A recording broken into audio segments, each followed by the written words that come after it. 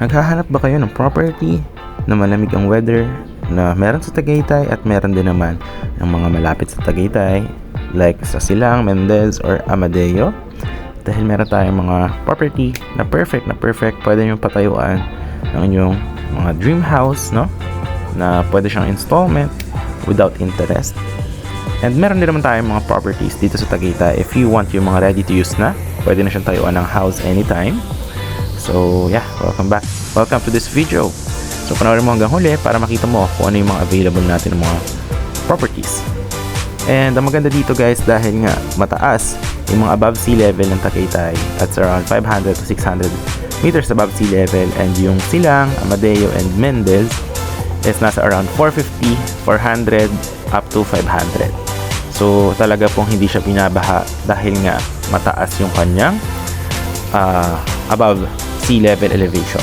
So that's one thing, and the weather is also the same. Hi everyone, welcome back to my channel, and for today's video guys, we have here a property na napakalapit po sa Tagaytay.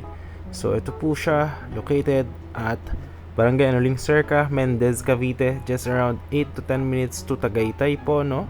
So that is the Barangay Road as you can see here, and yung main highway po going to Mendez Bayan or going to Tagaytay, pwede rin kayo shortcut dyan sa kanan. If dito naman sa kaliwa is Mendez Bayan sa may McDonald's po.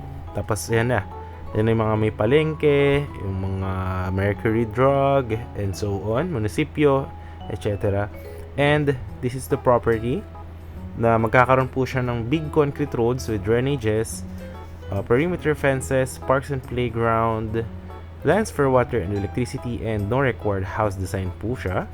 And as you can see guys, it's undergoing development, and this one you could actually avail this sa Christmas promo for 3 years installment, 0% interest po, no?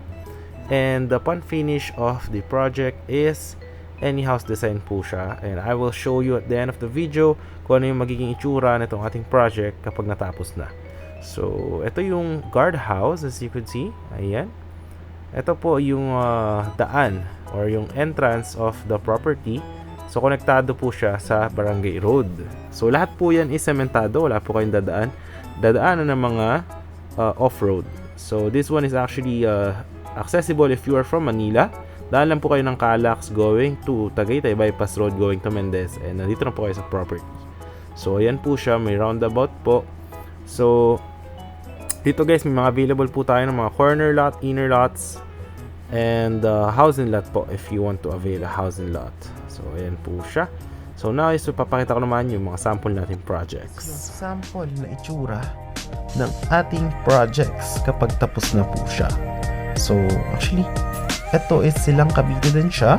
Ganito yung mga sample natin ng mga finished projects. So no required house design po siya. As you can see, yan, depende po sa owner kung ano yung gusto nyo ipatayo na house. Ayan. So different designs po yan. Magkakaiba po yung mga bubong, and pwede rin po kapagawa sa contractor nyo. And yan guys, may mga linya na rin yung Meralco for electricity, and meron na rin siyang water. At makikita nyo guys, malapad yung mga concrete roads dyan. Ayan. So perfect na perfect siya for the getaway property. Meron ding basketball court, merong multi-purpose hall and playground, na talagang perfect na perfect para sa small family or you are with your kids, para healthy living. Actually maganda rin walking dito, lalo pagka madaling araw is naghahamog po dito, dahil this property, ito pong develop na project natin, is just around 8 minutes to Tagaytay boundary, no? Kaya napakalamig po talaga ng weather niya. So ayan po yung ating video. Maraming salamat sa panonood. If you were interested, message nyo lang ako on my Viber or WhatsApp. Ayan po. Or if you are actually happy in this video, kindly hit yung ating subscribe button, and syempre share more into other people. Baka naman magkaroon tayo ng other properties na magustuhan ninyo. So yun lamang po, maraming salamat sa panonood, and God bless.